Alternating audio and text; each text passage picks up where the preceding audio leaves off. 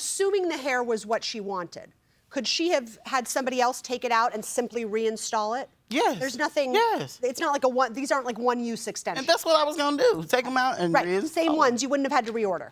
No reorder, no remake. I have a quick question. Miss Arnold, you are suing for $450, but you paid her $700. Usually people come in here and ask for the whole thing back. Why are you asking for $450? Because I was still considerate of her time. Okay. And I appreciated her taking the time out to do my hair. So I felt like $450 for the deposit was more than fair enough so I could get my hair redone the way I wanted to get it redone. Okay.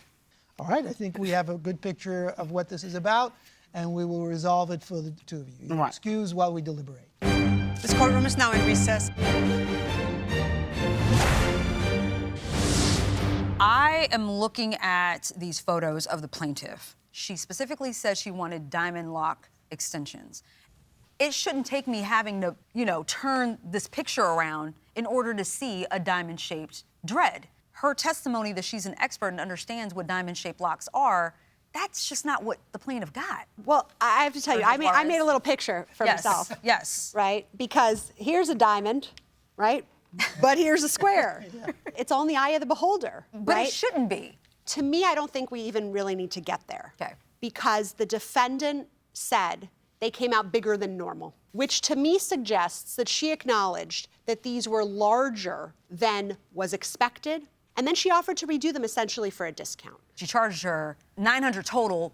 Would have been $450 for the services of installing the hair and $450 for the prep work. hair itself and the prep work. whatever prep work. However, she paid $700. The cost to install the hair, they agree, it's undisputed, it was only $250. And it was only because she accommodated the defendant that she got the $200 discount. And I agree with you, because the plaintiff had asked her for a specific number of locks, I think 80 at least, and she got less because they were made thicker for whatever reason.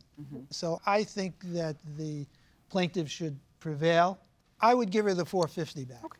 Because I think that obviously she didn't get what she wanted. But that logic really troubles me, to say that it was a discounted rate or that it would have cost $450 to have it done right is irrelevant to me. If I go and I get a hairstyle done by somebody who's offering a discounted rate and I don't like it, they're not responsible for me to go to someone more expensive to do it correctly, but they might have to refund their... And I have problem with that logic, and I'll tell you why. Because just because someone offers you a discounted rate, that doesn't mean they're going to give you a discounted quality. Service quality. I So I would give her the $450 back, because it would probably have cost her about $450 to get another haircut. I would give $250, because the plaintiff essentially walked away with extensions that she could reuse. So I think the defendant, she's entitled to keep the $450, the time for the prep and the cost of the purchase of the hair. So I would give the plaintiff back the $250 that she clearly paid for the installation of the hair, because I believe that it wasn't exactly what she expected. Judge Tuwada, you're a tiebreaker. Yeah. Okay, so Judge Corriero and I agree that just because someone gives you a discount you didn't ask for doesn't mean that you get a discounted result or product. So I agree with that.